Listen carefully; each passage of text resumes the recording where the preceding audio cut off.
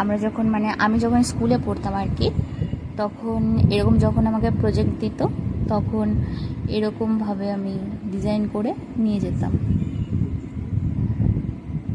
সবার মধ্যে আমি একা ছিলাম যেরকম ঘরে বসে বসে এরকম ডিজাইন করে করে করে করে নিয়ে যেতাম।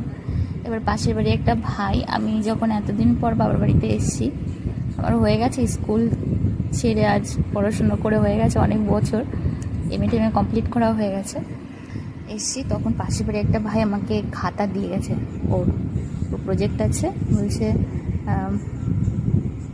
যে আমাকে একটু করে দাও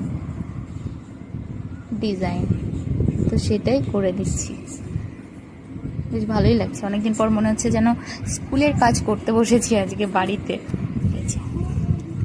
পুরোটা কমপ্লিট হওয়ার পর তারপর তোমাদেরকে দেখাবো কেমন হয়।